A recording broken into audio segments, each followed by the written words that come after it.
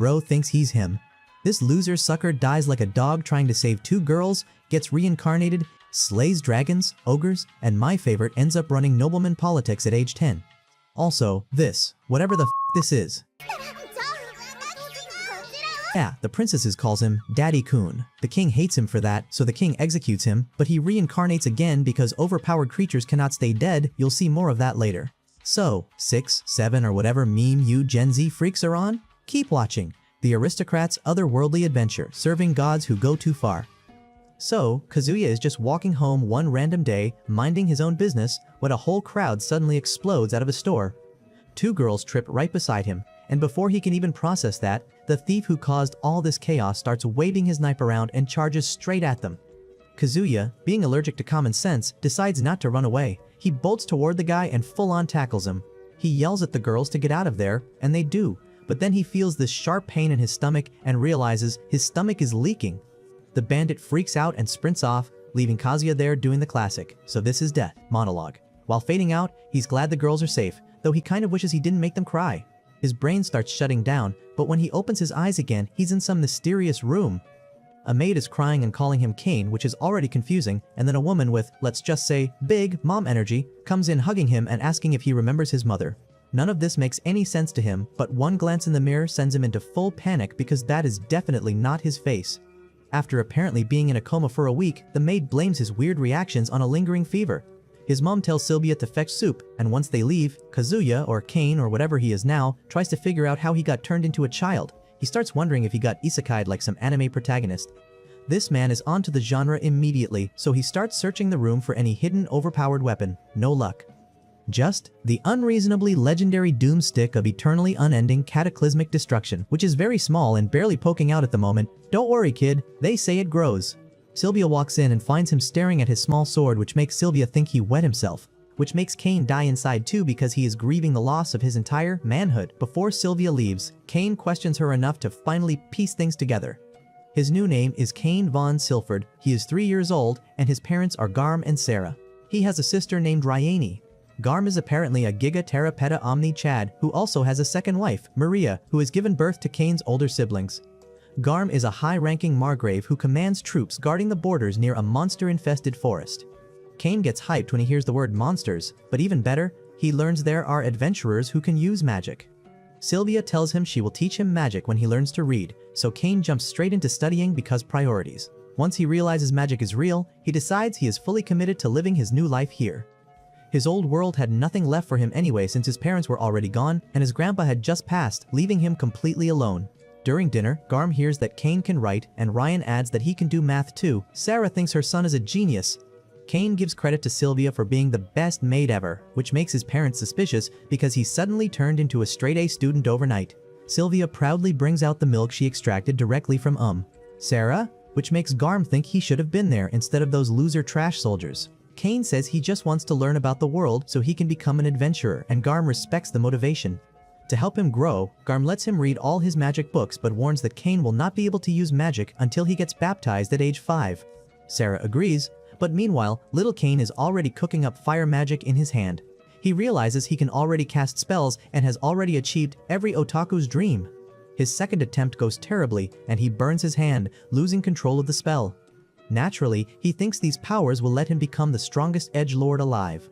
All he needs now is the classic cis-con dynamic to complete the trope. And his sister Ryan conveniently slides into the scene, claiming she knows all his secrets.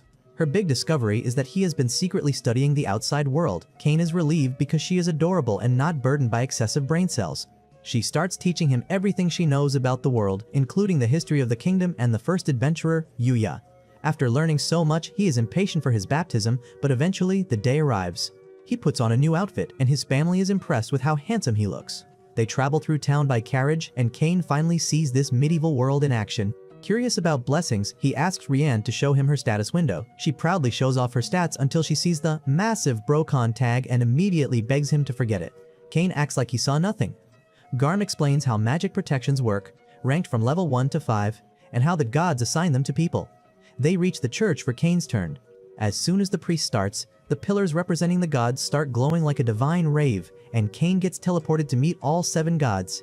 They greet him by his original name, Kazuya. which makes Cain wonder what the heaven is happening. Zenim, the god of creation, introduces himself looking like a weird Santa Claus. Cain thinks the same way, and Zenim hears it because he can read minds. He explains that Kazuya's death was unexpected. Even if Kazuya had not intervened, the criminal would have fallen and been restrained anyway. Basically, Kazuya died for nothing because he wanted to impress two random girls. One goddess apologizes for being harsh, but since he died doing a good deed, they chose to reincarnate him. Cain is not offended because he has magic now and a loving family, which is way better than his old world. Rhino, the god of magic, gives him magic protection because Cain works hard. Zenim gives him protection too. Then the god of war gives him warrior skills. The god of technology upgrades his brain so he can stop simping, and the god of capitalism or commerce grants him judgment and an item box so he can become a wealthy. The god of earth gives him the most ridiculous ability of all, plot development. Zenim laughs at how broken Cain will be and sends him back. The priest sees the statues glowing like never before, so Garm demands to see Cain's status. Cain gets a horrible gut feeling and runs off to the bathroom to check it alone. His fear was correct. Every single protection is level 10, the absolute maximum. He knows he cannot show this, so he uses a special ability called Status Conceal to hide everything. During his birthday dinner that night, his family celebrates with him. Garm asks again to see his status, so Cain displays a safe version. His family is still shocked because he has protections from all 7 gods and over 340,000 magic power. He is 5 years old and already stronger than most mages alive. Garm panics and makes him promise to keep it secret. Cain agrees and goes to bed, noticing a notebook on summoning magic. Since Sylvia will not be around, he decides to try summoning something cute in the backyard. He activates the summoning circle, and instead of a cute pet, a huge monster emerges. Rian and Parma scream exactly like last time he remembers, but this time Cain promises himself things will end differently. He rushes in to tackle the monster, but the monster smacks him away and crushes his stomach. Even in agony, Cain swears he will not let the people he cares about cry again. He gathers every drop of strength he has left and casts a spell that erases the monster. On the ground, he sees the fluffy cat ears and wishes he could have touched them one last time. He wishes he did not have to make anyone cry again and worries he might die for real.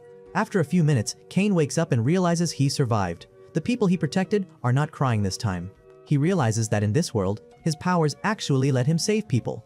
Later, during the ceremony for his birthday, Garm asks him what he wants to become in the future. Cain confidently says he wants to travel the world and help people everywhere. To protect everyone's smiles, he will become an adventurer. Hearing the determination in his voice, Garm promises to hire a tutor for him. Back in his room, Cain wondered what kind of tutor he was about to get, and right when he was imagining something completely normal, she finally arrived. He got so excited he sprinted toward the window and accidentally teleported straight outside, landing in the most embarrassingly convenient position imaginable.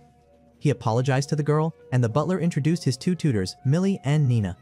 Inside the mansion, Millie was already struggling because she kept getting distracted by the gigantic aura of Garm. She is a fan. Meanwhile, Cain was too busy noticing Nina is an elf. Garm told them they didn't need to be so formal, and Cain asked them to talk to him like he was just a friend.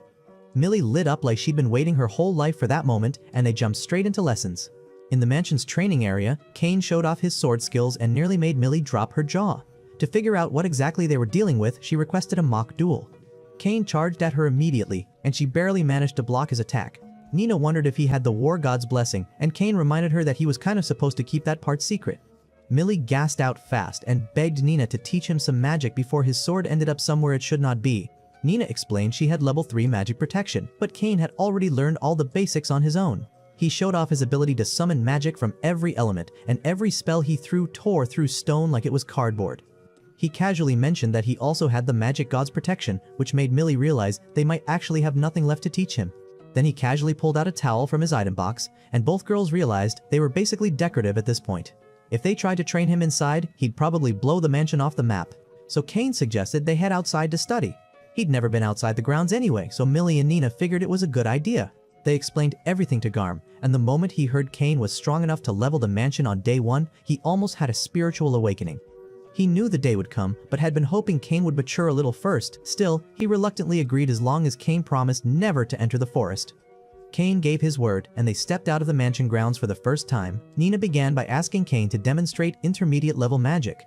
He instantly prepared a fire spell and blasted it toward the stone target, knocking the girls off their feet and leaving behind a crater. They wondered if he had drained all his mana, but Cain hadn't even broken a sweat.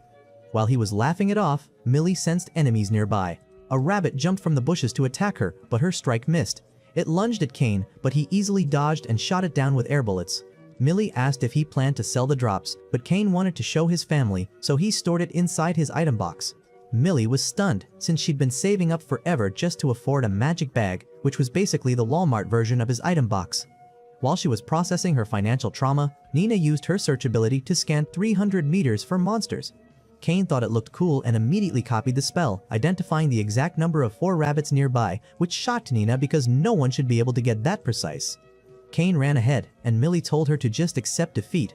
They took down the rabbits together, but one tried escaping toward the forest. Kane chased it, and Millie yelled at him never to enter the forest because legendary monsters lived there. Every few decades, those monsters tried to break into the city, which was why their walls were so heavily reinforced. Kane understood the danger but secretly wished he could explore it someday. That night, he checked his level and realized he'd already hit level 8 just from a handful of rabbits. He checked his status window and discovered the God-chosen title was giving him 100 times the EXP and 100 times the ability points per level. His power had already overtaken most humans, and he knew if this kept going, the entire country might decide he needed to be removed. A few months later, Millie took him to the Adventurers Guild to fight stronger monsters.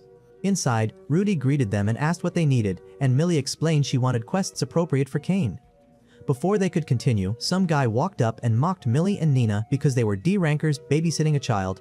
Since she was a D rank, he told her to ditch the kid so he could show her what a real D looked like. Nina told him to back off, but Cross got annoyed and grabbed her while his lackeys restrained Millie. Right as he tried to reach for Nina's face, Kane gripped his arm and said he wasn't going to let him treat his tutors like that. Millie begged Kane to run, but he told her he needed the training and slapped Cross across the face. Cross got up and went for a punch, but Kane dodged easily and messed up his footwork, casually introducing himself as Kane. Cross didn't care and kept trying to fight. He pulled a knife and lunged with serious speed, but Kane dodged every attack, caught the sword between his fingers, and tossed him like trash. The other two tried holding a knife to Millie, but Kane handled them in seconds and kicked them out as well. Nina hugged him and promised she'd protect him next time, though everyone knew he didn't need that. Years passed, full of training and downtime, and Kane grew into a tall, charming young man. Sylvia told him his final class with his tutors was coming up, and Kane wanted to find a way to thank them. He remembered Millie had always wanted a magic bag, so that night he traveled into the deepest part of the dark forest. A blood ogre appeared, and he took it down. Then he defeated an earth dragon, which was so insane the guards thought a monster rampage had begun for the decade. The entire army mobilized, and Garm led troops into the forest. Kane gathered the materials he needed and teleported away, accidentally leaving his towel behind. When Garm arrived, his subordinate reported that all monsters had already been wiped out. Garm wondered who could be strong enough to do that, then spotted the towel, and every bone in his body screamed. When the final tutoring day arrived, Millie and Nina felt bittersweet about their time together ending. They told him it was his graduation day and praised him for working hard the past 3 years. Kane thanked them from the bottom of his heart and revealed the magic bags he made for them using Blood Ogre and Earth Dragon materials. He tried to play it off like they weren't a big deal, just regular bags that could casually hold an entire mansion. Millie freaked out because the most expensive magic bag in existence could only hold 2 carriages worth of items. This thing would be considered a national treasure. She worried people would target them, but Kane explained he enchanted the bags so that if anyone else tried to carry them, the bags would feel as heavy as all the contents combined. Millie and Nina thanked him deeply and dropped to their knees, telling him that when he grows up, if he ever needs anything, he could come to them for any kind of help. Their contract ended at that moment, and Kane felt himself grow a little more, emotionally and otherwise, and honestly, so did I. Months later, deep inside a cave, Kane fought a red dragon and ended it with a single strike. He defeated one of the strongest creatures alive, and when he checked his level, he saw he now had over 80 million magic power and earned the Dragon Slayer title. 2 years passed, and Kane finally turned 10. He would be attending a noble event for his birthday. The journey would take a week as long as monsters didn't interfere, so Kane used his search ability to scan a 3-kilometer radius. He detected monsters ambushing soldiers ahead and told his father they needed to hurry to help. The horses were too slow, so Kane jumped out like Spider-Man and used wind magic to blast himself forward. The soldiers were cornered and moments away from being wiped out, but Kane swooped in and saved one. He flew around slicing monsters apart with air cutters. A few rushed toward the carriage, so he summoned his sword and erased them with one swing before taking on the boss monster. He dodged, launched himself skyward, coated his blade in fire, and ended the beast instantly. A soldier told him to stay away from the carriage, so Kane introduced himself as Garm's son. Then Garm's soldiers arrived and realized they contributed absolutely nothing today. One soldier collapsed from blood loss, so Kane held him and cast healing magic, restoring everyone instantly. Garm finally arrived, saw the destruction, and immediately recognized the crest on the carriage as the royal family's crest. From inside the carriage, two girls appear, Telestia, the princess, and Silk, the duke's daughter. They thank Garm for saving them, but he quickly sets the record straight and tells them it was Kane who pulled off the rescue. Telestia looks like she's about to faint, so Kane uses a relaxing spell to calm her down.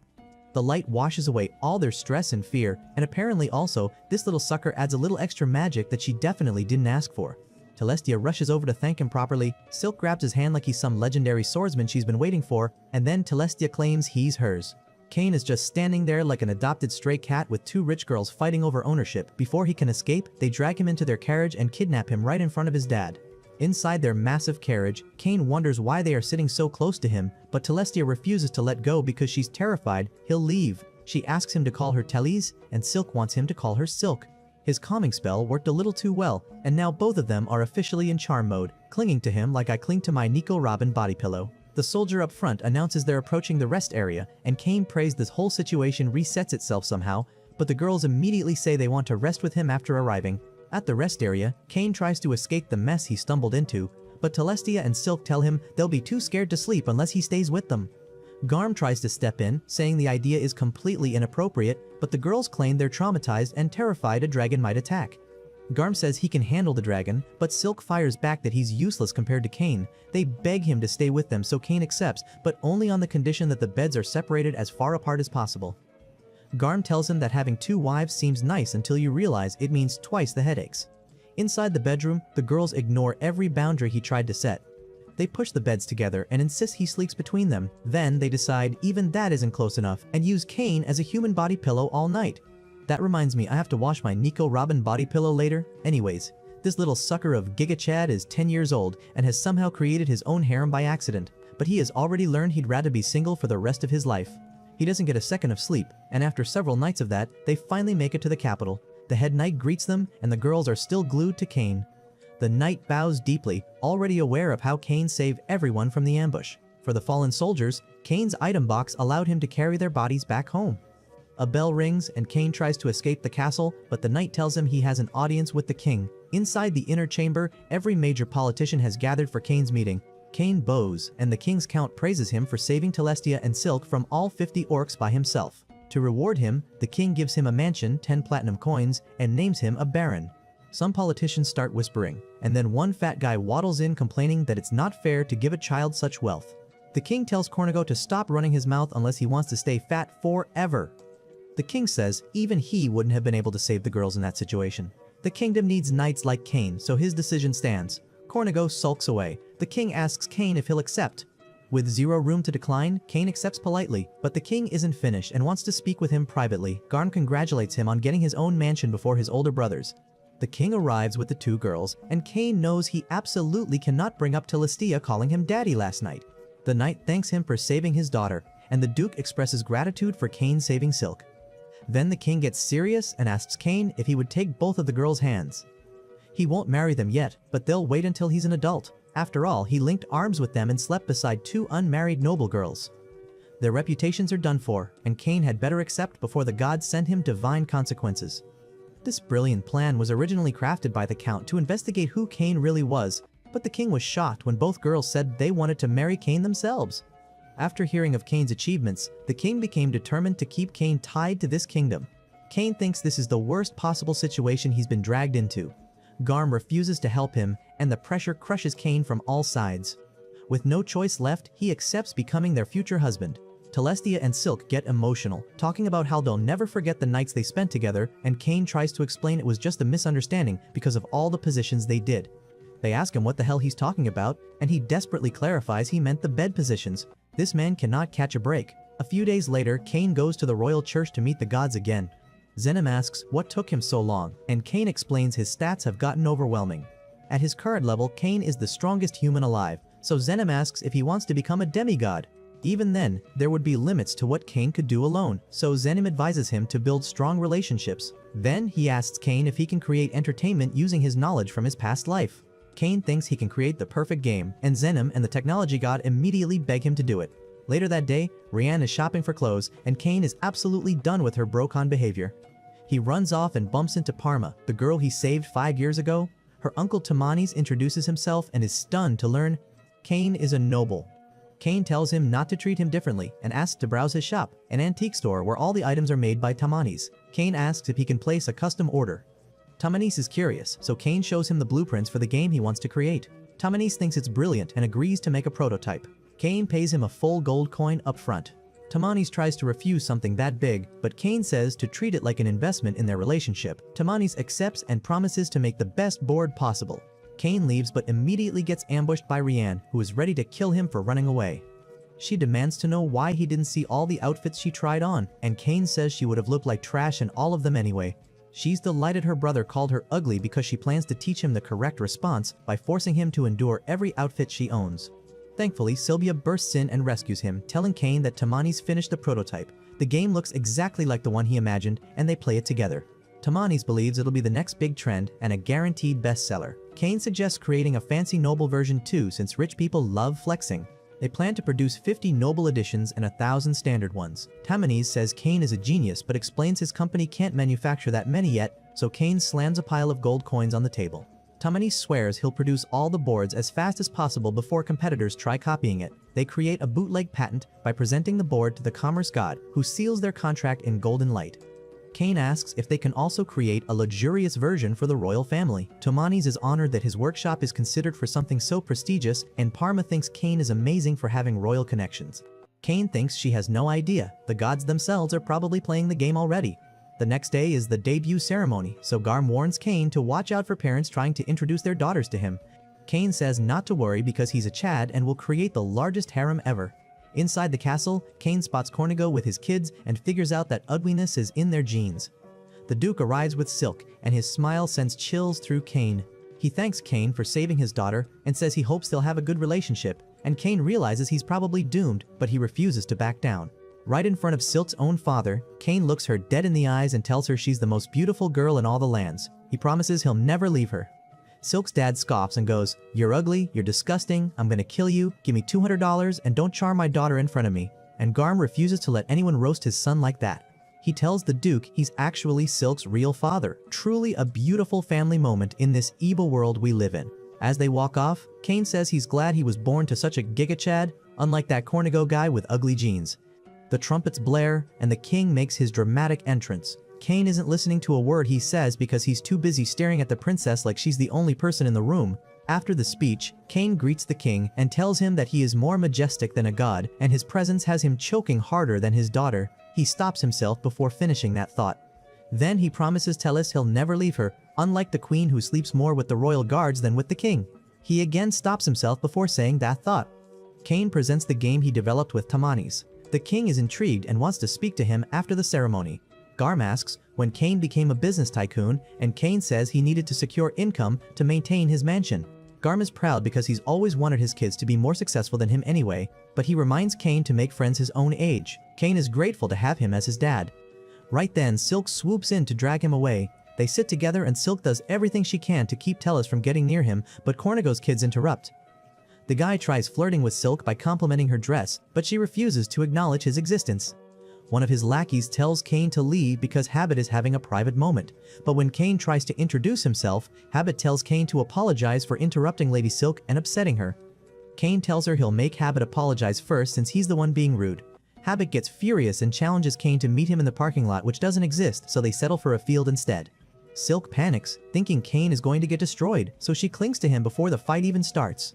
Habit gets jealous and demands the battle begin already, but Silk doesn't care and hugs Kane tighter so he stays beside her. Cornigo's lackeys get angry and start doing a weird rain dance to summon fire? What the f is even that?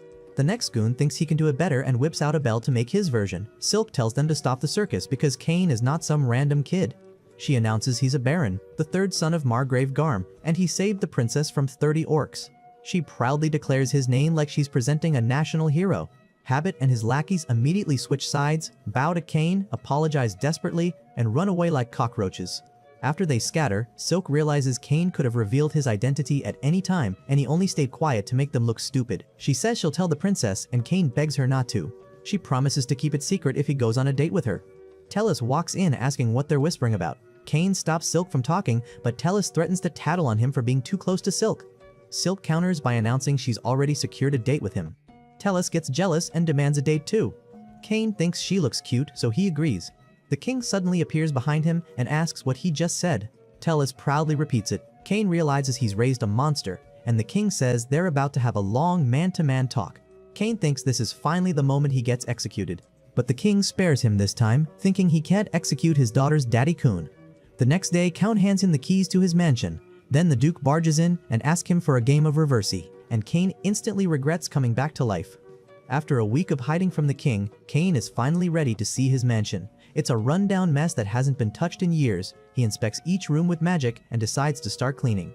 With one full sweep of his magic, the entire mansion and the whole backyard are restored to brand new condition. Sylvia finally arrives and is thrilled to hear she'll be his personal maid. She even brings a whole harem of maids and a butler to handle all his noble responsibilities. Sylvia tries to get everyone to start cleaning, but they find out the place is spotless already. Cain explains he cleaned the entire mansion with magic, and Colin wonders why no one is even shocked by this boy anymore. Sylvia starts preparing to receive all the gifts and items nobles traditionally send, and Colin tells Cain to head back home. Cain completely forgot his brothers are returning today. At Garm's mansion, his brothers congratulate him for getting his own estate before any of them and say they're proud to have him as their younger brother. Cain shows his family around his new mansion. Garm remembers it being a wreck and asks Cain if he really fixed it. Cain shrugs and says he just remodeled it with a little magic. Sarah is proud she raised such a strong son, unlike the kids from Garm's other wife. Cain gives them a tour, but Garm complains it needs more decoration because nobles show their class with paintings, vases, and mounted monsters. Cain says he has the perfect solution and disappears. When he returns, Sylvia screams, and all the maids panic at the sight of a massive red dragon mounted on the wall. Garm demands to know why his son has a red dragon sitting in his house. Cain calmly explains he defeated it alone. It's a calamity-level monster no one has ever beaten before. Garm is thrilled to have such a powerhouse of a son. A mounted red dragon is worth 10,000 platinum coins, which Cain quickly realizes is about $100 million in his old world. Just then, Sarah screams again, and they rush to the bathroom. She asks what the toilet is because it's made her feel better than Garm ever has. Garm, thinking she's exaggerating, goes to check it out himself. After experiencing it, he realizes he's been missing out his whole life and thinks it'll impress visitors. Cain wonders why he'd ever invite people over. Garm explains that nobles must host a debut party when they claim a mansion, which means inviting every noble. He hates it, but it's mandatory. Colin has already prepared a guest list to help. As Cain looks it over, he notices Cornigo is on the list and wishes he never had to see him again. The only one missing is the king, since only counts and higher can invite royalty. Cain suddenly realizes he has no idea what kind of gifts he's supposed to prepare for the debut party. He doesn't know what nobles want, what they expect, or what he should even pretend to offer. Sylvia suggests he make his own gifts and put his personal twist on hospitality, and that finally sparks an idea. Using magic, he crafts a glass cup, since porcelain is the only tableware anyone uses in this world. For food, he decides he's serving hamburgers, and Sylvia takes one bite and looks like she's just discovered the meaning of life. For the drink, he pours her carbonated wine. She takes a sip, loves it, but also acts confused, then immediately asks for another glass, then another, and another. She basically drinks the entire stock before Colin arrives and tells Cain the king has requested his presence. The king is furious and demands to know why he didn't receive an invitation to the debut party. He slams his desk and reminds Cain that he's the one who gifted him the mansion. Then the duke strolls in flashing his invitation, bragging that Silk clearly outranks the princess. The king looks ready to cry and tells Cain he's disappointed in how he treats his future father-in-law. Cain tries telling the truth, that he literally never had a chance to hand it to him because the king is always busy, so he hand-delivered it today. The king takes the invitation, shows it off like a middle schooler who just got a love letter, and tells Cain that Tellus will be attending. The night of the debut party arrives and everyone enters Cain's mansion. The duke shows up with Silk, and Cain calls her the most beautiful woman in the world. When they see his massive red dragon statue, Silk looks like she cannot wait to move in. Colin reminds Cain it's time for his speech, and Cain thanks everyone for coming and hopes his small offering will please them. He raises his drink for a toast. His parents try it, love the fizzy taste, and even the glasses leave them shocked because they look like treasures. Cain tells them he crafted the cups himself and that they're gifts to take home. The king arrives and immediately spots the sparkling drink waiting for him. One sip and the fizz practically sends him to heaven. He tries the hamburger next, and after biting into the meat and cheese, he looks like he's listening to a choir of angels. Tellus is enjoying Cain's meat too, I mean the meat in the hamburger that Cain cooked. The queen suddenly screams that she just experienced a different kind of climax and begs Cain to install the same sprayer in the royal bathroom. The king goes to check what she means and ends up letting out a scream so loud the whole mansion hears it. He comes back pretending nothing happened but scolds Cain for hiding such a divine device from him. Kane promises to install one immediately. The king praises the food, the drink, the decor, everything, chanting that this is peak hospitality. The entire crowd applauds and Kane finally feels proud of all his efforts. Then Colin pulls him aside and says, "Trouble is coming." Cornigal barges in calling Kane's mansion a doghouse, so Kane stops Colin from warning him about the statue. Cornigo sees the red dragon and screams like he's being murdered. Kane apologizes, saying he didn't mean to scare him with such an expensive decor piece. Cornigo tries to brush it off and calls Kane's taste awful, but everyone else is disgusted that he dared to speak like that right after the king.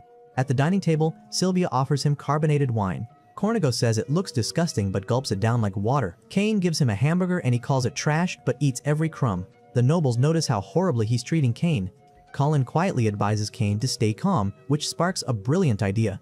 Kane brings Cornigo a set of glass cups and says they're just modest gifts. Cornigo says they look cheap but demands every single one plus the hamburger recipe. Kane says no, they're gifts for everyone. Cornigo throws a tantrum demanding 100 glasses immediately. Kane pretends to stall as a certain red object approaches. He says he's willing to give the kingdom's greatest item, better than any jewel. Cornigo gets excited and orders him to hand it over. Then the king appears behind him. Cornigo freezes. He asks the king why he's in such a lowly home. The king erupts, saying Kane saved his daughter. The duke asks if Cornigo came after the king, which destroys whatever lie Cornigo was preparing. The king threatens to strip him of his rank if he keeps disrespecting Kane. Cornigo tries to worm his way out by saying he was impressed by the party, but the king tells him to start acting like a real noble and commands him to leave. Silk tells Kane she knows he planned this perfectly. The duke asks if he used them as bait, and Kane gives the most innocent face he can manage. A week later, Kane is out walking when Captain Dime approaches him. He was sent by the Prime Minister to deliver monster materials, so he leads Kane to the storage room. Kane thinks the room is way too small. Dime panics and asks if all of Kane's monsters are as big as the red dragon in his mansion. Kane says no, just the legendary earth dragon that even elite adventurers couldn't defeat. Dime is stunned, but tells Kane to drop the monsters in the field instead. Kane opens his item box and releases all the materials. Seeing the haul, Dime asks if Kane is a hero or a disciple of the gods, making Kane internally panic. Kane tries to leave, but Dime asks if he wants to train with the knights and meet their leader. Kane realizes he's in trouble again. This is how Kane ended up facing the entire army. Dime introduced him to the soldiers and told them they'd be dueling him. One soldier asked if they should really be fighting a 10-year-old. Since he was so cocky, Dime suggested he go first. The soldier offered Kane the first move, and Kane happily accepted. In one instant, he activated Boost, vanished, and defeated the man with a single slash. Kane tried to leave again, but Dime insisted he fight all of them at once, and that's how he got trapped in this situation. Just when Kane was about to get dogpiled by hundreds of knights, their leader shouted for everyone to stop. They were about to attack a child. She hugged Kane to comfort him, and Kane was shocked because she's an elf. She asked Dime why he was putting a child through this, and Dime explained Kane was the one who saved the princess from 30 orcs alone. She finally understood and asked Kane to duel her with an aura that could kill a god. Every soldier assumed Kane lived a great 10 years and wished him a peaceful afterlife. Kane asked why she was holding a real sword, and she said it made the duel more fun. She rushed at him with impossible agility. He fought back, but she danced around his strikes. She boosted her own power and they clashed, their speed leaving the soldiers stunned. Kane tried creating openings, but her defense was airtight. He activated Clock Up, sprinted in, vanished from sight, and reappeared behind her with his sword at her throat. He declared the duel over. She immediately experiences the greatest climax of her life, hugs him, and announces she's marrying him. Kane tells her he's known her for less than 10 minutes. She admits that's true. She introduces herself as Tefana, daughter of a duke, and assures him that even if she's older, elves can live 300 years so she'll look young forever. Kane runs away from this walking bright red flag and says she needs her father's approval first. She tells him that's not a problem because her family doesn't want her home unless she gets a spouse. Kane says absolutely not because he needs the entire army's permission first. He turns to Dime for backup, but Dime has fallen asleep. The leader decides she's going to the king to sort everything out and drags Kane with her. Kane thinks this is the worst outcome possible, and Dime hauls him into the castle. Inside, the king wonders why Kane is back already. Tefana steps forward, her voice suddenly sweet and terrifying, and announces they're getting married. The king demands an explanation. Kane tries to clarify that he beat her with his wooden stick so hard and penetrated deep into her defenses, which apparently leads to this situation. The other girls haven't even heard about this whole elf princess wedding proposal situation, but that isn't even the main problem. Garm explains that Tefana isn't just the leader of the army, she's from a kingdom full of elves and is basically their princess. The king gently tries to break the news to her that Kane is already engaged to his own daughter and to the duke's daughter too. Typhona freezes, then processes all of it, and somehow decides this only makes Cain even more desirable. Everyone quietly wonders what kind of copium she's breathing, because they want some of that. The king says they can only discuss marriage after she gets her father's permission. Typhona happily agrees and tells Cain to come with her. He asks where, and she says they're going to deepen their love by battling with sticks. The king wants to know how the strongest knight in the kingdom lost to Cain, so he asks Garm if he knows anything. Garm knows nothing, but Dime remembers Cain panicking when gods were mentioned, so the king grows suspicious. The count suggests they test him by showing him that mythical book. Meanwhile, Cain is wandering around like a ghost after a week of non-stop training. He hears Tijuana calling for him and tries to run, but Dime grabs him and drags him to the king's room yet again. The king asks Cain why he looks so miserable, and Cain tells him he's sick of seeing his ugly face. The king says he brought him here to show him something. The count takes out the book, an emperor-level magic text passed down from the first king, Yuya. Cain asks if he can read it, and the king gives permission. Cain opens the book, reads a little, and realizes he knows all these spells. He's actually relieved to finally learn how to cast some of them properly. The king stares in disbelief. He explains that the writing in that book is unreadable to everyone else. Cain checks again and realizes what language it is. The king explains that it was written by the first king in Japanese. Cain thinks everything finally makes sense because the first king must have been reincarnated like him. The king adds that no one has ever been able to read it until today. He tells Cain to explain who he really is. Cain knows he can't hide it anymore and decides to trust them. He makes the king promise to keep everything secret, or Cain will have to leave the kingdom. Once the king agrees, Cain tells them the truth. He has memories of a previous life. He lived in the same land as the first king Japan. He apologizes for hiding it. Garm asks if Cain is really his child. Cain confirms the gods told him Garm was his father when he turned 5. The whole room freaks out hearing that Cain has actually met the gods, and Cain casually says they're all nutcases but he sees them all the time. Garm asks to see his real status, and the room loses its mind when they see superhuman stats everywhere. The king has no idea what to do. Cain's god-chosen title means he's basically the peak of humanity, someone even kings should bow to. Cain begs him to stop panicking because he doesn't want that. Even if he has his past life memories, this is the life he always wanted. He finally has a family, overwhelming power, and people who care about him. He thanks his father for raising him and apologizes to the king for the secrecy. He just wants them to treat him the same. The king accepts this with humility and says they'll treat him like always. Then he immediately wonders if Cain should just be the king instead. Right then, Typhona barges in, waving her father's consent to marry Cain. Here comes another addition to the harem. She drags him away like it's settled. The duke tells the king not to worry because Cain will always be himself, and the king agrees they can trust him. He orders everyone to keep this a secret and says his only wish is for Cain to protect the kingdom, his family, his fiancés, and anyone else who needs him. In the years that follow, Cain starts reading Yuya's book. It says that if he can read it, then he's from the same homeland, Japan. It contains everything about Yuya's life, including how he got isekai'd by Truck-kun. Unlike Cain, Yuya wasn't reborn, he was summoned. As Cain continues reading, Silk and Tellus walk in and assume he's studying for the academy exams. They offer to study with him, but Cain tells them he doesn't have time for their nonsense today. They ask about tomorrow, and he tells them maybe some other time and bolts. Walking down the hall, the third lunatic in his life, Typhona, runs toward him asking to train, and he tells her some other time too. He apologizes while sprinting away because today is special, his 12th birthday. It's the day he can finally register as an adventurer. Inside the guild, he bumps into a red-haired guy who warns him to be careful. Cain wonders where he's seen that hair before, but goes to the receptionist. She asks if he wants to register. He fills out the form, conceals his barren status since it doesn't matter for adventuring, and hands it over. She asks him to prick his finger for the blood test, then gives him his G-rank card. Cain remembers his tutors were D-rank and wonders how they're doing. The receptionist introduces herself as Riita, but 3 idiots walk up and tell her to ditch the G-rank brat and let them explore her G-spot. Instead, their leader tries kicking Cain, but slips instead. His 2 lackeys charge at Cain, but they slam into each other like the clowns they are. Right then, the red-haired guy steps in and says if the man wants to fight someone, he can fight him all night.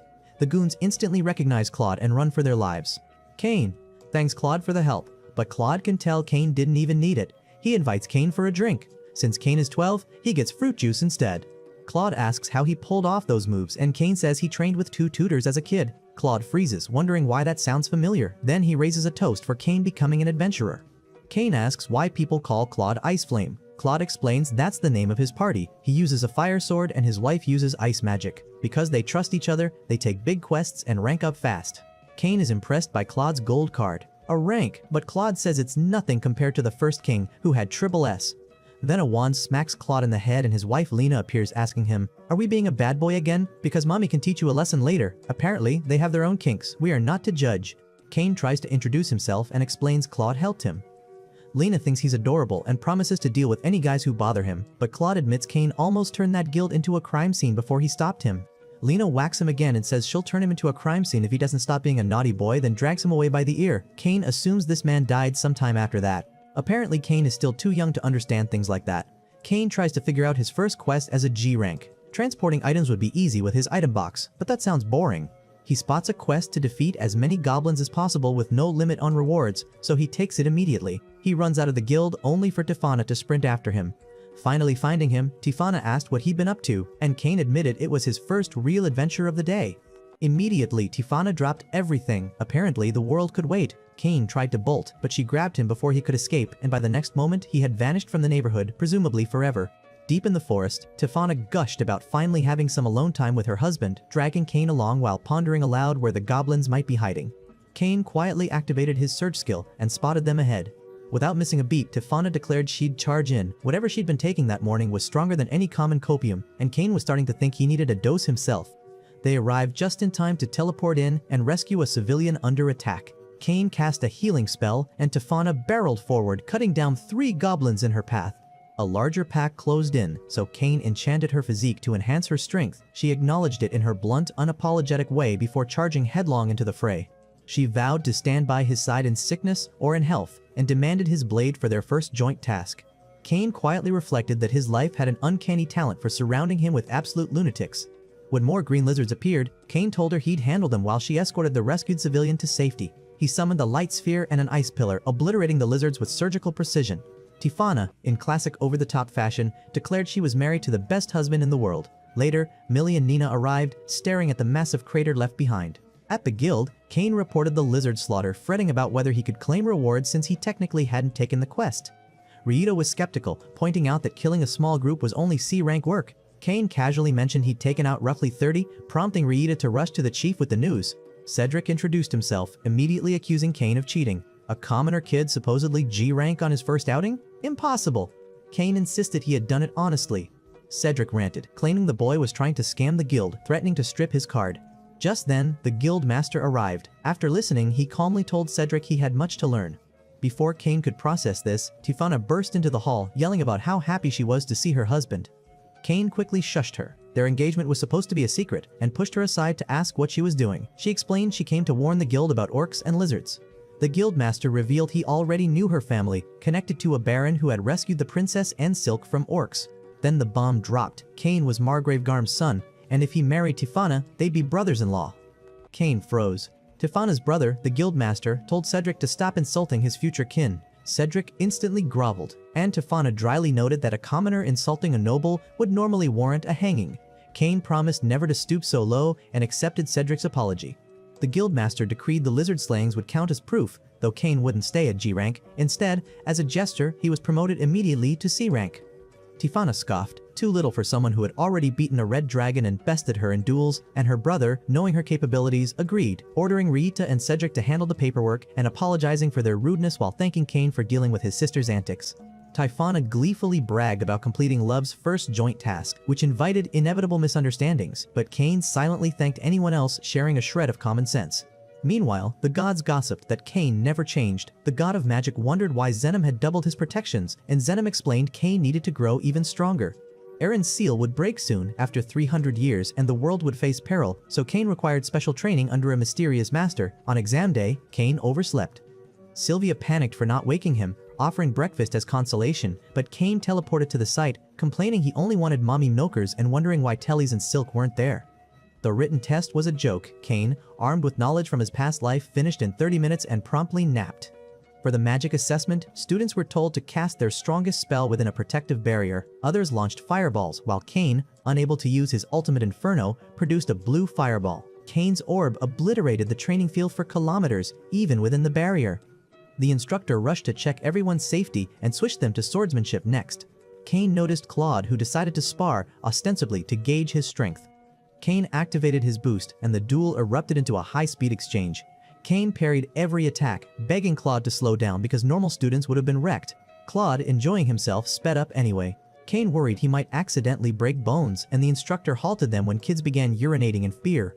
Claude admitted he had overdone it and promised a rematch while the exam concluded and students waited for results. Back home, Sylvia asked if he wanted celebratory milk. Cain, hiding the chaos, claimed the exam went fine. Sylvia, disappointed, melodramatically stormed off in tears. Inside the castle, the king demanded Cain explain himself. Cain ranted about being tired of the stinky exam room and muttered threats about using emperor-level magic if the king kept meddling. The king snapped at him to be quiet, asking where he took the exam. Cain explained he came through the south gate and hadn't seen Tellys or Silk.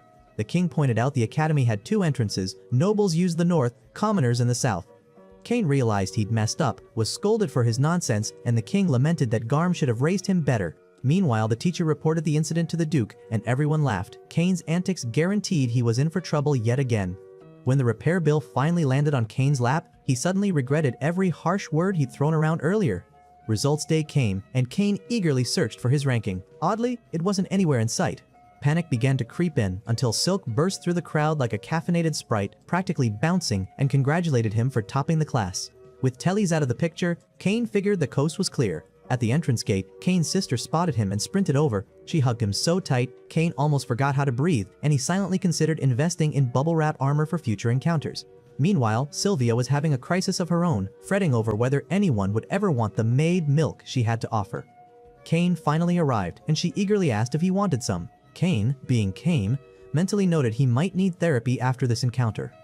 His words briefly crushed her, but she masked it, hugging him and congratulating him anyway, determined to celebrate properly by producing the best milk for him that very night. Cain couldn't help thinking, what exactly is wrong with this post-menopausal woman? During the ceremony, Cain waved at the best mommy milker lineup in the kingdom, feeling inexplicably rejuvenated, or at least that's what he told himself. With a roguish grin, he invited Tellys and Silk to study with him over the years, promising to call them beautiful in front of their fathers again, which secretly thrilled the girls.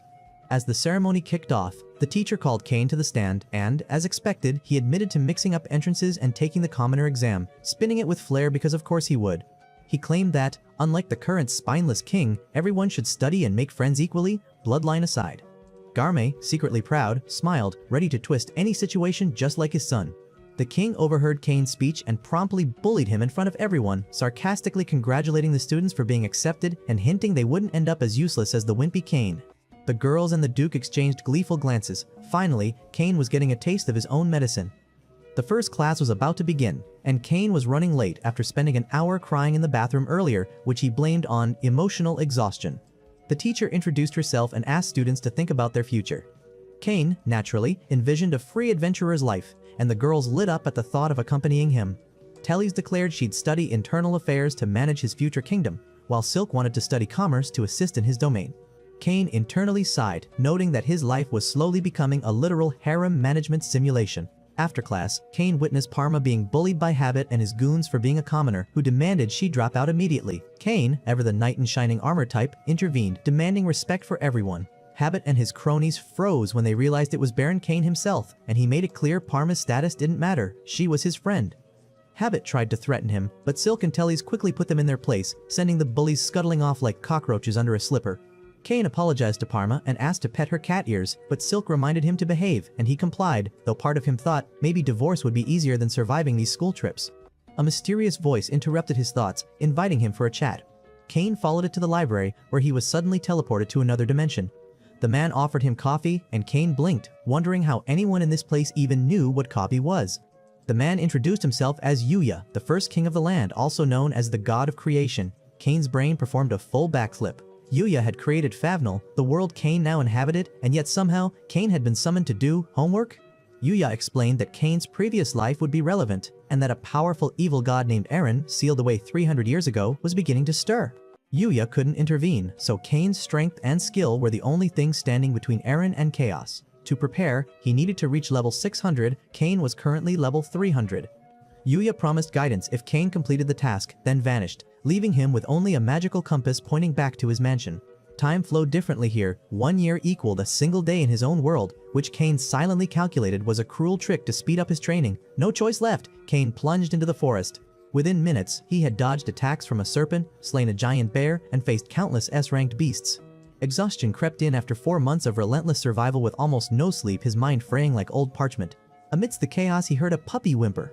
Approaching carefully, he found it injured and instinctively lifted his sword to put it out of its misery, but the look in the puppy's eyes mirrored the sorrow he had seen on human faces before.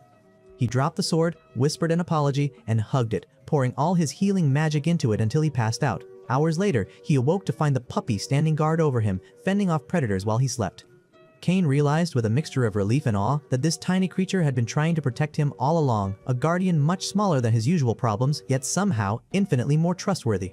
Without overthinking, he asked if it wanted to travel with him and gave it a name, Haku.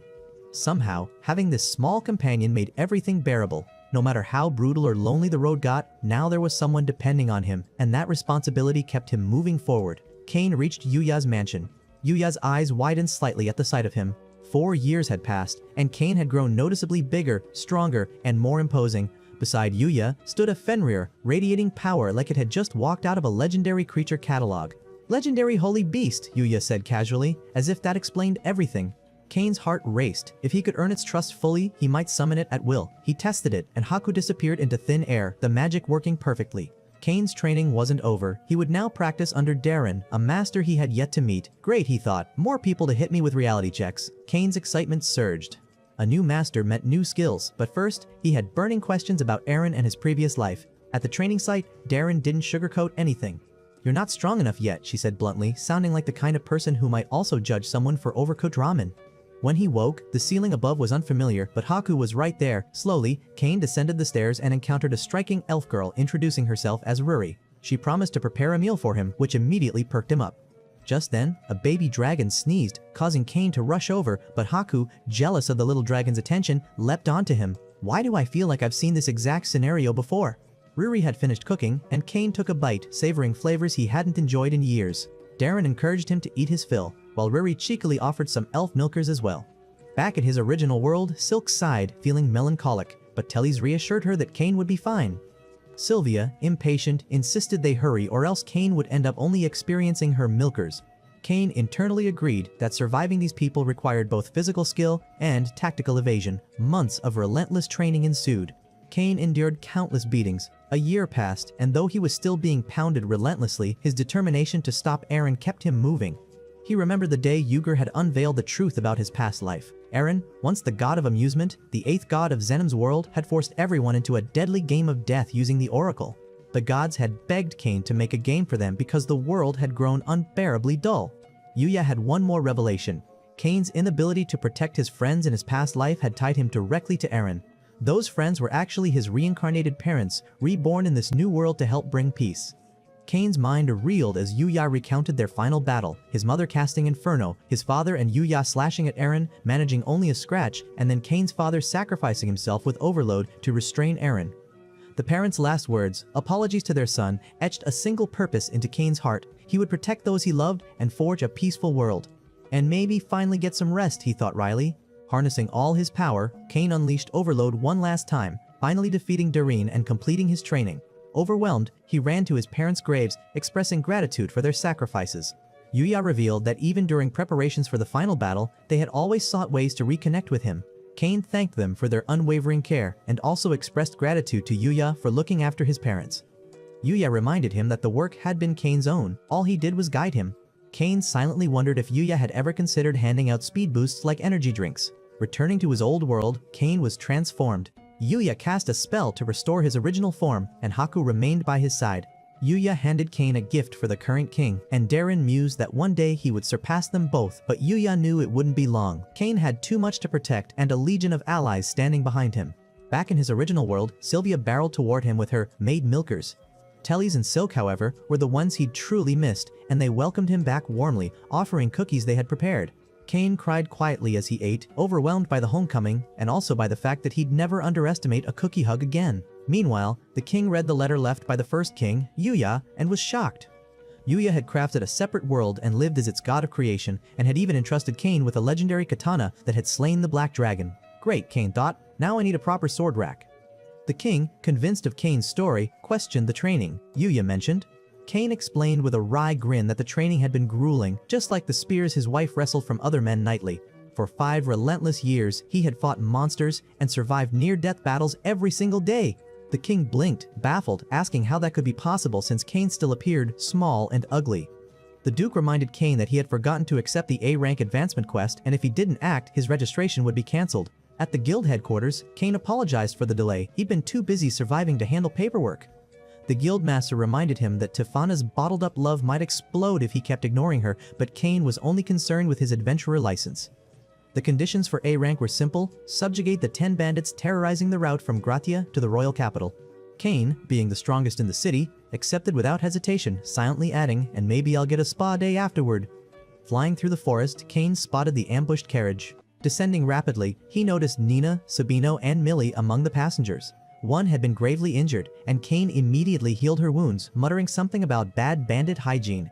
The bandits sneered, assuming a child couldn't oppose them, but Kane smiled coldly. Activating his boost ability, he struck with his new katana, knocking them off balance and obliterating their cores one by one. Sabino thanked him, while Millie was flabbergasted.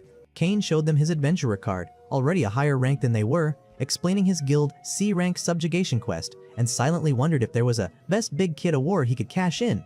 Driving through the capital, the residents recoiled at the sight of the captured bandits, imagining the horrors they'd inflicted. Arriving at Sabino's home, Parma emerged, stunned to see the prisoners. Her father explained Kane's heroics, and Parma couldn't help but think he was the coolest baron ever. Millie's jaw practically hit the floor. Kane had officially become a baron, and she couldn't wrap her head around having to treat him differently now. Meanwhile, Nina grinned like a mischief maker, whispering that Kane had basically turned into every gold digger's ultimate dream, and Millie, ever curious, decided it was time to unlock a new type of milkers for him, the legendary Tudor milkers. But he shoved that aside and bolted to report to the guild, leaving the delights behind. At the guild, Kane handed Rita the testimony confirming the bandits' defeat. As she congratulated him, he tried to grab Millie to show his excitement, but his hand froze mid-air. The bandit from before tried to act tough but collapsed instantly under Kane's overwhelming aura, like an NPC in a game realizing the player had maxed out stats. Claude appeared from behind, and Kane ran to greet him. "Congrats on driving those creeps away," Claude said. Kane shrugged. "I'd do anything to protect my friends." Claude blinked. "Friends?" And then he noticed Millie and Nina standing there. Curiosity got the better of Kane. Wait, Claude revealed the shocking truth. Millie was his sister. The Tudors had been guiding Kane since he was 5. Claude thought this was the perfect moment for a celebratory toast of PG apple cider vinegar, and everyone joined in. Millie retold the tale of how Kane had saved them from bandits, and Nina added that he was already A rank. Claude nearly choked. Kane had somehow caught up to him so fast. Millie was stunned too. Her brother was the only one to reach A rank using purely sword skills. It was basically like watching someone beat Dark Souls on their first try. Nina shrugged. "It makes sense. He's a baron with his own mansion now. Every gold digger's dream." Claude gasped, flustered, begging Kane not to charge him for previous rudeness. Kane stumbled, trying not to spill the secret that gods had trained him, like accidentally leaking the cheat codes to life itself. But Millie shrugged it off anyway. After all, he'd killed a red dragon as a kid. Millie and Nina pulled out their magic bags. Rihanna gawked. "How much can those even hold?" Millie laughed. "Never filled mine all the way." Curious, she asked Kane about his own bags. Nina casually revealed they could hold an entire mansion. Rihanna nearly lost it, begging Kane to make her one. He promised, and she promptly passed out. Claude chuckled, reassuring her she wouldn't remember any of it tomorrow. Kane relaxed slightly, but then panicked. He had school tomorrow, and had skipped all of last week. Classic procrastination meets godlike power scenario. Claude couldn't help but notice the absurdity of Kane fitting in while already being a baron. Nina felt sorry and tried to hug him, but Kane bolted, like a cat avoiding commitment. Rita, meanwhile, was looking for a substitute teacher for the next day's adventure class.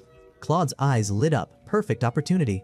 Next day in class, the teacher ordered all students to cast magic toward a target. Kane, ready to flex, was interrupted. The teacher forbade him from using magic at all. Claude's group watched, noting how Kane just couldn't fit in like a normal student. In the next session, adventurers were introduced to assist the students. Everyone instantly recognized them. Claude asked the class how many were adventurers. All hands went up. "Guild cards," he said, and everyone displayed theirs. Kane, of course, didn't have one. Not wanting to make the others feel bad, he already had a gold card. Claude whispered, annoyed, "Take it out already." Kane mumbled that he left it at home. Claude sighed, disappointed, but told him not to forget next time. Inside the training manor, Claude announced today's lesson, Boost. Students eagerly volunteered to demonstrate, and Kane, ready to impress, waited his turn. He watched as the other students formed lines and practiced. Kane was last and worried he wouldn't reach the duel in time. But the setup was intentional. Everyone else was subtly showing off their strength. The plan? Let Kane catch up and astonish everyone with his raw power. A 700 IQ quantum Riz Zexer, if you will. Finally, Kane's turn arrived. Swords clashed, sparks flew, and then the bell rang. Kane begged for just 1 extra minute, but the teacher wouldn't allow it. Claude apologized, promising a future duel, but the teacher cut him off. No next time. Apparently, Kane had already blown the episode's budget by unlocking a new type of milkers. Kane, frustrated, spent the night venting, obliterating trees in a magical frenzy, basically a forest-level tantrum. A giant dragon appeared. Kane slashed it in a single stroke. A boulder blocked his path, but hundreds of fireballs rained down, creating a scene that made the guards suspect the god of destruction had been unleashed. Garm led the army to investigate, but Kane had already teleported away. Garm reached the crater only to see his emblem, reminders of Kane's chaotic escapades. Back in the king's room, the king panicked, believing the god of destruction had appeared after the forest was incinerated. Kane tried to explain, but the king demanded a quick answer. The king's frustration peaked as he realized he couldn't even come up with a witty comeback. Meanwhile, a goblin in the distance spotted a mysterious orb and promptly got eaten by a dragon. That single bite weakened the seal just enough to matter. At school, summoning magic was on the lesson plan. Kane hesitated, planning to sneak out, but the teacher allowed him to stay. No attack magic would be involved. The specialist for the day, a palace mage named Grat, explained 2 summoning methods, forming bonds with monsters or summoning them from magical sigils. Since there were no wild monsters nearby, magic circles would be used. Students summoned familiars. One summoned a giant beast that rejected him for looking like Mash with a mushroom haircut. Grat chuckled, noting that at least the boy could use magic unlike Mash. Finally, Kane's turn came. He asked if it was safe to pour all his power into the summoning. Grat reassured him, if the summoned entity wasn't interested, it would leave. Kane unleashed his full mana into the sigil. A blue light surged, a horrifyingly intense aura emanated. A horned man appeared, questioning why a mere human had summoned the Prince of Darkness, basically the fantasy equivalent of summoning Darth Vader by accident. Kane immediately blinded the room, unsure if this was truly the Prince of Darkness. The man cast a red flicker, revealing his identity. Kane drew his sword, ready, but the prince knelt, apologizing and pledging service as Kane's subordinate. He offered to form a summoning contract, even destroy nations with the Demon's Clan if Kane wished. Kane, deadpan, said all he wanted was mommy milkers, no nation needed to burn. Impressed, the prince, Seth, agreed to serve Kane at any time. After the prince left, Grat muttered in disbelief about the name Prince of Darkness, and Kane sighed, too powerful for a normal contract, but at least he now had an ally. They all decided to just roll with Kane's story, and he was secretly glad he'd covered it up. But of course, he was back in the fucking king's room for the 69th time. Kane swallowed and confessed. It was the Prince of Darkness. The room collectively went into cardiac arrest. The king gawked, unable to believe that Kane's ugly ass had been blessed with the power to wipe out an entire nation. Rad, new to these royal roasts, whispered, "Wait, he's allowed to talk to the king like this?" The king just muttered that Kane's time training under the first king had made him insufferably disrespectful. "Show me your status window now," he demanded. When the status popped up, everyone screamed. Kane had earned the title of demigod, and his stats were beyond measure. Grat bowed so low he practically kissed the floor, promising to roast the king alongside Kane, but Kane waved him off. "I got this." The room debated whether to start calling him master, while the king gulped. This boy could literally destroy the world. Kane chuckled. "Relax. Treat me like you always have." The king hesitated, then promised to keep roasting him as usual, but inwardly wondered if Kane could have the entire kingdom handed to him tomorrow.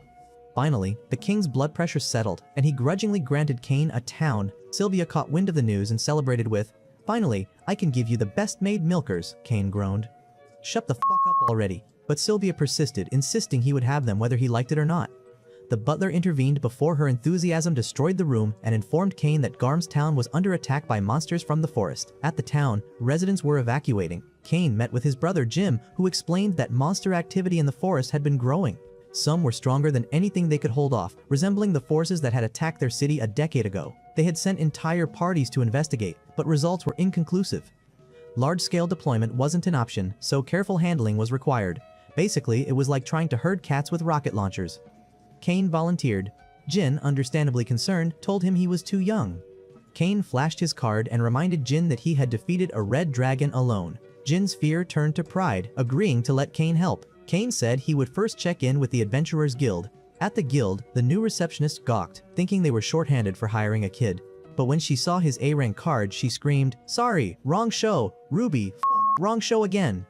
"How do I keep messing this up?" Rudy apologized for the rookie's outburst and welcomed Kane, curious about his visit. Jim had already warned the guild the forest was dangerous and adventurers were returning gravely injured. Millie and Nina appeared, and Kane felt a rush of relief seeing them again. Nina explained the guild had called them to form a strong party to investigate the forest, and Millie added that her brother and his wife would join them soon. Drama levels maximum. Kane told Rudy he planned to investigate alone, but she begged him to take someone. He smirked. Of course, I have companions.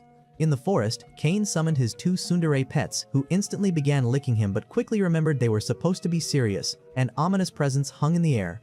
His search ability failed, and while slaying monsters, he sensed that something or someone was observing him. He summoned the Prince of Darkness. Seth knelt immediately. Kane asked him to investigate, and Seth confirmed the forest was crawling with an overwhelming number of unusually high-level monsters. He requested permission to summon a subordinate, which Kane granted. Seth called forth Dalamisha. Alfred, shocked, knelt before Kane instead of Batman references, but Kane snapped, "Shut the f*** up with the jokes and investigate!" Dalamisha, one of the 4 heavenly kings, specialized in reconnaissance. He opened a pit filled with cockroaches to scout, but Kane panicked and demanded he release them. Dalamisha obliged, using the insects to locate the monsters. Kane began slaughtering them with single strikes. Think you versus the guy she tells you not to worry about, but on a continental scale. Kane teleported back to town, and Millie and Nina were shocked by the sheer number of A and S rank monsters he'd taken out. Claude appeared, stunned. Kane explained they were all from the forest and warned that even stronger creatures lurked deeper inside. Valmisha's scouts reported a mysterious figure attempting to intimidate them, but Seth refused to back down. He summoned Dalamisha again for reinforcement, treating it as training to keep his old powers sharp. As they neared the source, Aaron's eyes spotted them. He unleashed thousands of monsters to attack the town. Seth teleported to Kane and confirmed the onslaught had begun. Kane ordered Rudy to alert everyone and instructed Claude to rally adventurers to hold the line. Rudy warned him it was too dangerous, but Kane reminded her he had friends stronger than most adventurers. Seth, finally realizing he had a friend for the first time in years, vowed to protect him. They raced into the forest. Tifana appeared, jumping to follow Kane, but he told her to stay and protect the town and their home. She promised, and Kane soared onward. Seth, wondering why Kane wasn't teleporting, learned that only Kane could teleport in this nation. Dalamisha single-handedly decimated dragons, and when one flanked him, a massive inferno saved the day.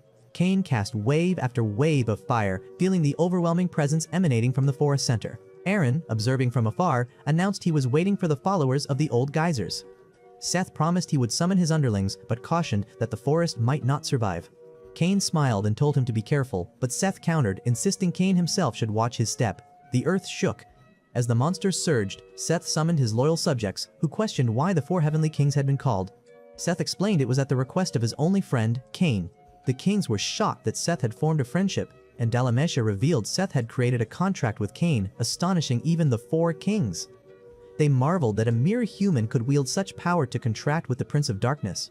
Dalamisha confirmed Kane was the great demigod, God's chosen. Seth promised full explanations later, but for now, everyone rallied to assist Kane.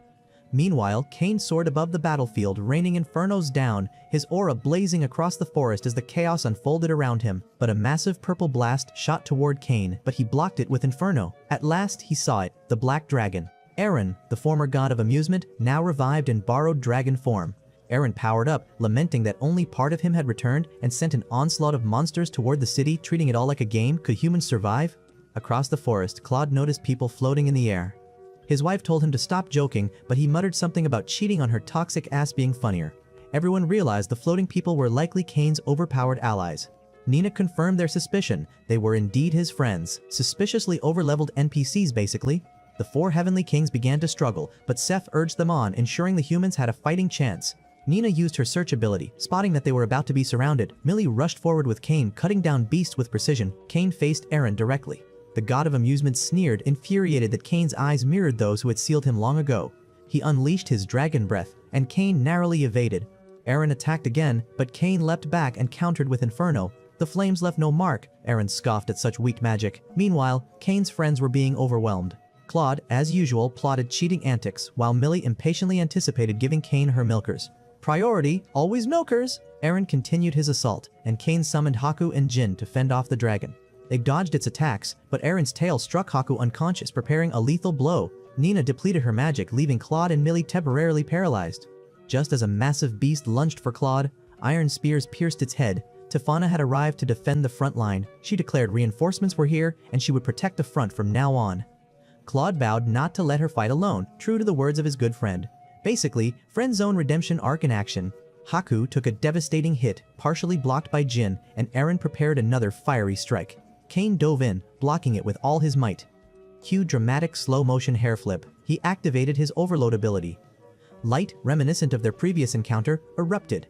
Cain unleashed Saint's Sanctuary, fueled solely by the desire to protect everyone. Their attacks clashed in a blinding explosion, but Cain's willpower began to overwhelm Eren. Ascending toward the heavens, he shouted that he would protect all their smiles, asking his mom and dad for more power. Haku and Jin tried to restrain him. Seth and Dalmatia scowled at the devastation. Cain had obliterated miles of fertile land. Cain shrugged. "I was just trying to destroy the Black Dragon," the others argued, saying the onslaught had already ended. The monsters had left the forest thanks to him. Landscapers everywhere collectively groaned. Claude hugged Cain, Tifana joined, and Millie embraced him tighter. Cain thought about helping people in this world, while Dalmatia mused that the gods chosen was truly remarkable. They laughed, realizing he might become one of the greatest men alive. Back in the fucking king's room, the king knew this was the finale and decided to roast Cain harder than ever. He demanded to know about the pillar of light visible from the castle, suspecting Cain's involvement. Cain explained it was meant to pierce the Black Dragon, but his intermediate magic wasn't enough, so he had to use royal-level magic to royally fuck the king, he clarified. The king, unprepared for a comeback, finally admitted defeat. Big oof. After all, he would be marrying his daughter anyway. The count suggested granting Cain a domain, and the king agreed. Cain humbly accepted Dorenthal, the worst town in the realm, notorious for corrupt adventurers and fleeing nobles. Tifana hugged him, moved to tears. Cain smiled, excited to rebuild it and make everyone smile. Step 1. Max out town stats. Together with his friends, he set off to reconstruct the domain. Guards recognized his rank immediately, and even the clapped king asked his messenger what had happened. At the guild, a welcome party awaited, but Cain swiftly handled the festivities with his fire powers. In the tavern, he rescued a mistreated cat girl, showing the men who the real pussies were, kicking them into chaotic positions. Seth screamed for help. His wife had learned of his cheating and kicked him out. Lithone, his demon wife, appeared. A new type of milker was unlocked, demon milkers. Cain introduced himself, criticizing Seth for cheating on such an unparalleled beauty. Lithone, impressed, wanted to join his harem. Seth departed, never to be seen again. Plot twist, Karma is a demon. Cain stormed the church and uncovered a cult controlling the city, subduing them effortlessly. He built a massive wall around the city. Zenom applauded, noting how many more tasks remained. Tifana and the girls were shocked by the enormous castle Cain erected, bigger than the king's, but Cain laughed, confident he was bigger than the king in more ways than one. Why did Cain go to such lengths? Because he reincarnated with all past memories, became an off-the-charts noble with level 10 protections, and wanted to protect everyone. But that story, as always, was for next time. His friends were annoyed, especially Sylvia, who still hadn't given him maid nokers, but Cain apologized, smiling. Thank you all for watching this video. If you liked it, please subscribe and leave your suggestions. Till next time.